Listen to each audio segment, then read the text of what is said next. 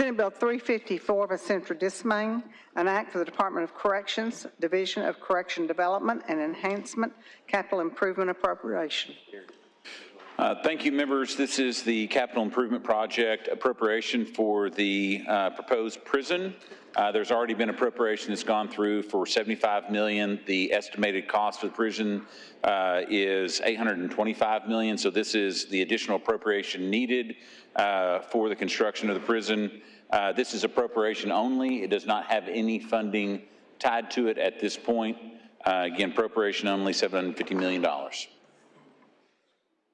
Happy to take questions. Questions for Senator Dismain? Senator King, do you have a question for Senator Dismain, or do you wish to speak against for on? The funding that we talked about back Yeah, okay. As far as additional funding, I've already talked about the $75 million appropriation and $75 million that's already been allocated and sent over to corrections. They have that as it stands right now. There's an additional $330 million that is setting in a restricted reserve account. This body put that money in 2 years ago. This would be, we would need additional monies, obviously, to be able to fully appropriate or fully spend in this appropriation.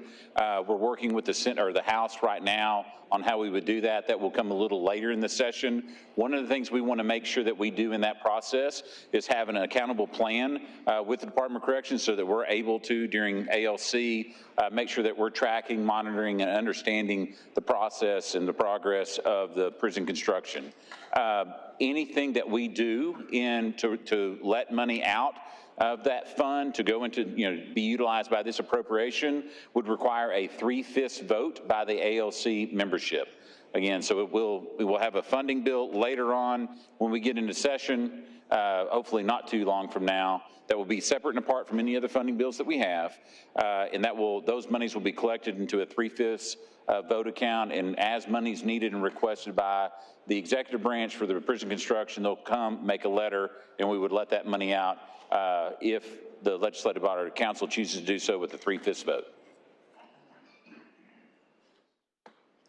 Other questions? Senator Love, you're recognized for a question.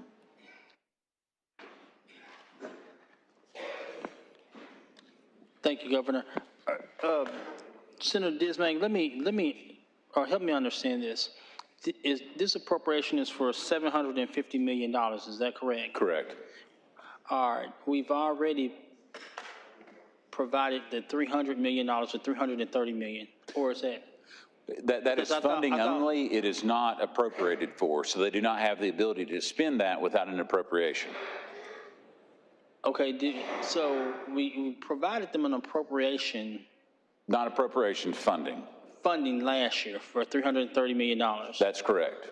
And you're saying that with this $750 million appropriation, they'll have the ability to spend that $330 million plus the additional. This is not funding $750 million on top of the $300.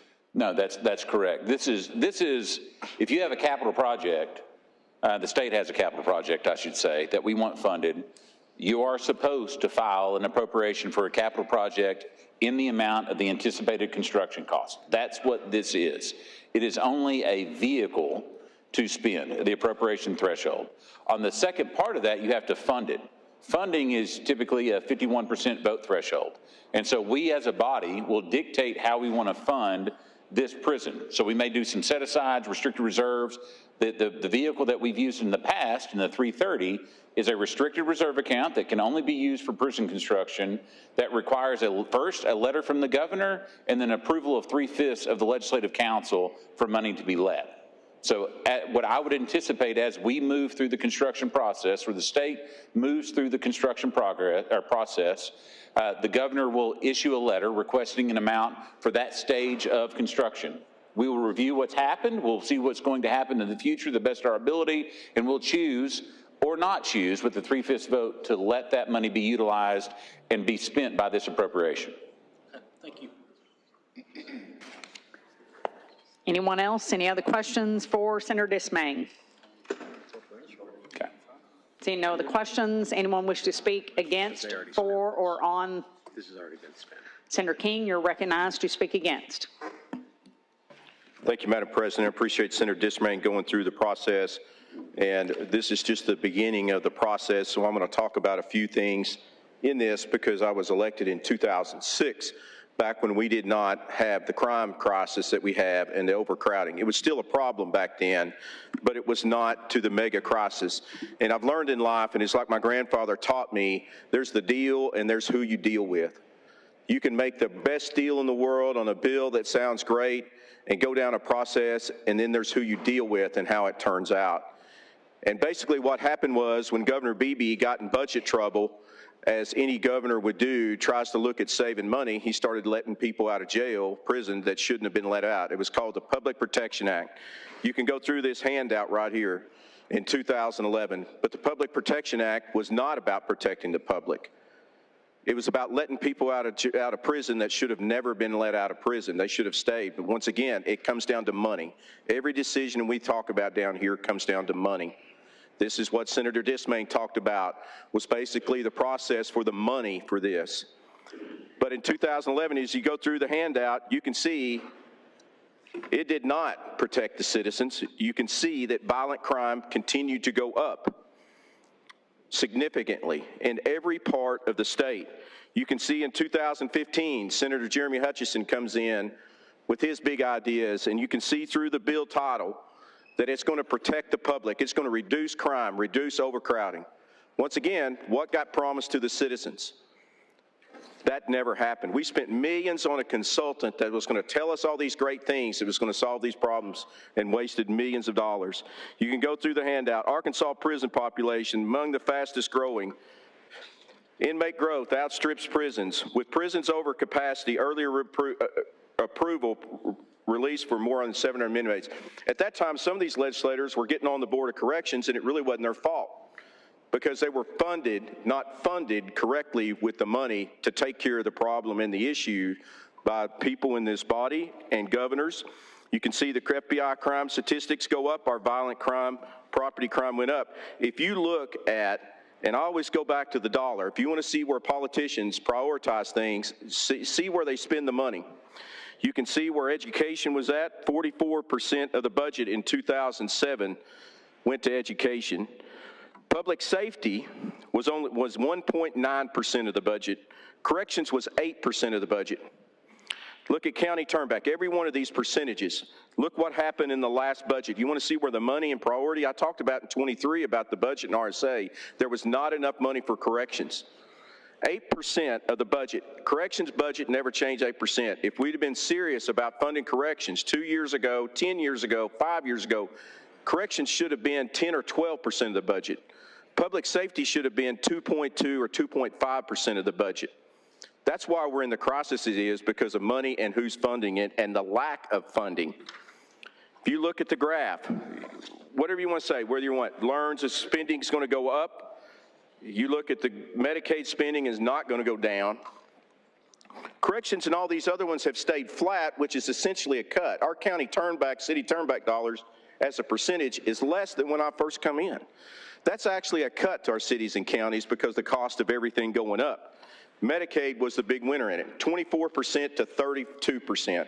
Our state budget's like a balloon. It's pretty simple. You expand in one area, you're going to contract in the others, and that's what happened. So when this process started in 2017, I proposed that if you went to corrections, got sentenced 4 times, you serve 80% of your sentence. It was time to get tough on things and provide the funding. At that time, we passed the bill out of the Senate. Governor Hutchison opposed it. We got down at the end of the budget, as we do with the funding and everything. I proposed at that time Amazon was remitting the internet tax voluntarily. They estimated it's probably 4 or 5 times that now as a revenue stream to take care of this problem. But that was rejected by many of the members here. Once again, if you're not going to appropriate the money, then what you say out does not matter. So when this process started on the prison part, I can tell you that the $470 million figure for 3,000 beds was a total farce. That's $156,000 per bed. And folks, I know I'm talking a lot and we're doing it, and hey, it's early in the day and we're going to get a lot of the talking out as we go through the process, and I won't have to repeat these things. $156,000 per bed, irresponsible, farce, never would happen. Other states that even started pre-COVID price explosions were much more than that, 285,000. Utah was going to build a prison for 500 and something million. It wound up being almost $1 billion. Let me tell you something, folks. You can talk about process, 3/5 votes, whatever you want. You get in this process, once you get down this path with these mega prisons, Utah, Alabama, every one of these mega prisons are mega financial disasters. Every single one of them. Just look at Alabama, look at Utah. You want to see what the real problem is in our state, where it's coming from? If you'll look at this, when it comes to inmates and incarceration and county jail backlog, 8 counties contribute 2 out of 3 inmates to incarceration and county backlog, according to Board of Correction Facilities. Benton, Washington, and Sebastian County alone contribute almost 1 out of every 4 inmates to incarceration. Look at the figures. What is really happening here is you have counties, we have Board of Corrections facilities in Pulaski County and Jefferson County. The 8 counties are Pulaski, Jefferson, Faulkner and Saline, Sebastian, Crawford, Benton, and Washington County. Pulaski and Jefferson already have Board of Correction facilities. And I will say this, I've told the people in Northwest Arkansas, we got to build them up there. That's where the population growth is, somewhere up there. But what has happened is, in my counties, we pass jail taxes and make sacrifices, either that in the budget, to fund these jails. And this wouldn't be as bad a crisis had these bodies, and many of you, been funding corrections at 10, 12% of the budget and up public safety to 2.5%. But police officers and that, they don't fund big PAC checks and money to contribute like they do in these other areas like Medicaid. That's just the truth of it. If you look at where the process went to this facility, I said all along $470 million was never going to do it. Board of Corrections came out with a consultant that said $1.2 billion last year. Now we've jumped around like a frog on a hot rock. Every time the rock gets hot, the frog's got to jump. We went from $470 million, what? Now we're at $825 million, even more, with no details or specifics. This part of Franklin County, it is in Senator Subfield's district, not my part. There is no way you're going to get 800 people to work out there. That is so ridiculous. It wouldn't matter if it was Texas Instruments building out there. No company employing that many people would look at a location like this. I'm a real guy. As I said, there's the deal and there's who you deal with in this. Look at all the promises that we've made, jumped around on millions of dollars, no specifics. If a school did that for a building, you'd want them investigated. Let's talk about Joe Porfiry. First off, he says to this body, legislative, that the community needs to embrace it. That happened? No, that didn't happen. You know, he doesn't care about that. He says one thing in front of a committee, doesn't matter. You know what else he said? He said, well, the road structure's fine. The highway department came back and said no. When you do a construction project of this thing and you're talking concrete trucks, cranes, and everything like that, you're going to have to redo a lot of these roads before you even get started in the process. They never even called the electric cooperative and find out what it took to get power in there. This place is on a mountain of rock. There's no water. You're literally conceivably trying to build a 3,800 population city way out in the country where there's no road running structure, no water, no sewer, nothing. Didn't even call the electric cooperative. There's a guy in the construction said, I wouldn't let my wife build a she shed in the back without checking that out. That's how incompetence level that this really is. If you want to go to really who we're trusting in this, if you want to really keep going in this, Joe Porfiry at the April meeting in 23 up in Batesville, I got the transcript of it finally, said we were going to expand Calico Rock, where you already have 100% staffing up at Calico Rock, 525 beds. They were going to have to up it from the $75 million to $115 million. Joe Porfiry shut that down. That decision alone, folks, cost taxpayers $40 to $50 million more dollars in building in this mega prison, mega financial disaster when you talk per bed. We could have been 525 beds already 2 years down the road had Joe Porfiry not shut down. I'll share the transcript of the meeting. That's what we're getting into right now. When you start this process, going down there and look at what else happened. This has been riddled with lies, deception, and gross incompetence. And you want to trust people like this that make a decision? The Calico Rock expansion was a no-brainer. Easy decision. You know, they'll sit there and say, well, what are we going to do if we do nothing and not get nothing? That's ridiculous. I've heard that threat all the time down here. We've got other options. And I would love to have the Senate floor debate at some time, my option versus the other option. If we don't start controlling the crime on the front end, we will never get out of this mess. If you have high crime rates for a while, the next steps are you have public defenders overburdened, your court system overburdened, your jails overburdened. The only way to financially get out of this, instead of this financial death spiral that what one side wants to go down, is to reduce crime before it even happens. Because once you reduce crime before it even happens, you save so much money, because if you have a high crime rate, which we already have a high incarceration rate, embarrassingly, once you arrest somebody, you have to haul them to jail. You take them to jail. Guess what? They have a booking. They have a stay in jail till they either get bonded out or stay to their court date. They have a public defender in the process. Then they have a court date. And then they get sentenced to incarceration that cost us. And then you turn around and have to rehabilitate them. And then turn around and have probation parole, which we're not funding. They are overworked and overburdened and underfunded. And they will be 5 years from now.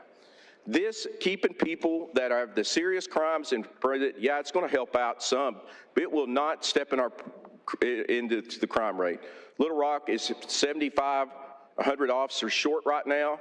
We need to be hiring public safety officers and paying our public safety people and these officers more, and get more people in and doing positive situations out here to actually reduce the crime. That is the only option that we have to get out of this.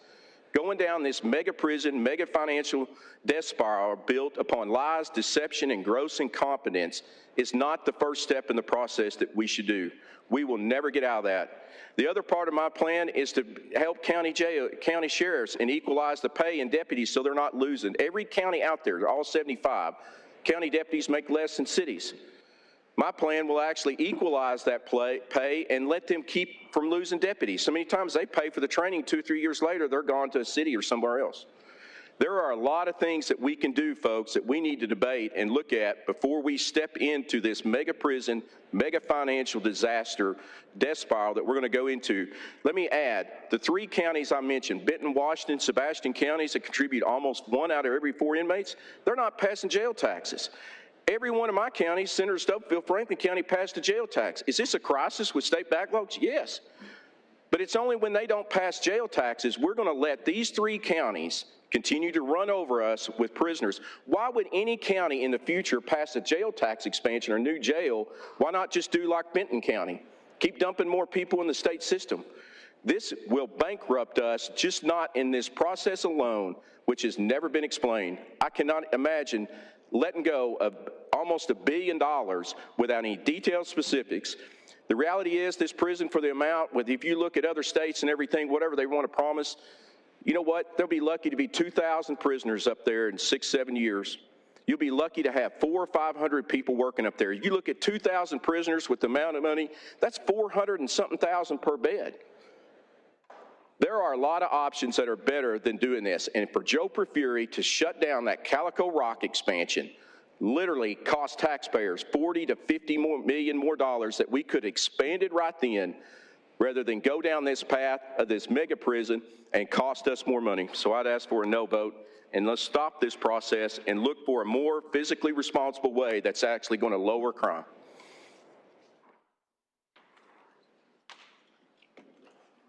Anyone wish to speak for? Senator Hester, you're recognized to speak for.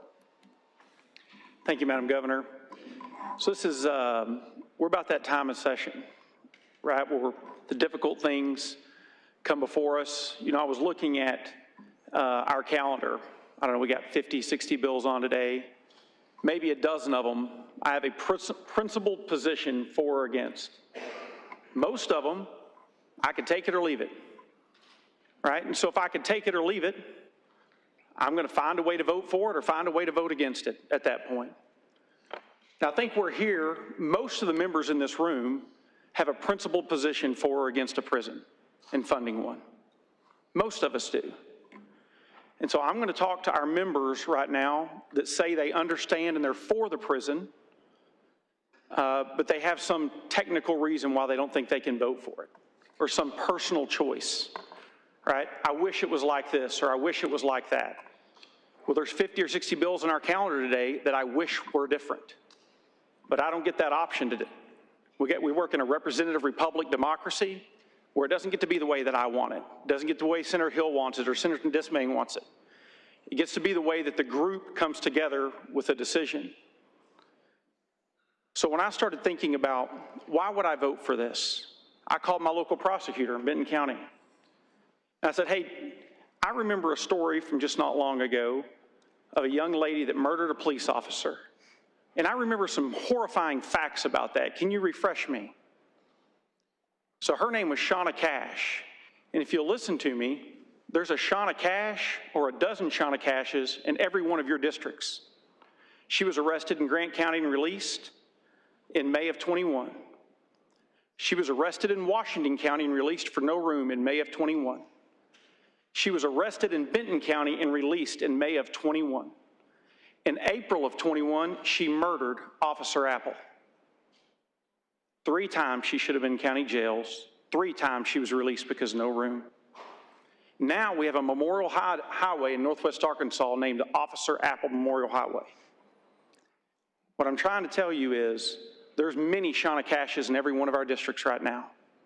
They should be in prison, but there is no room.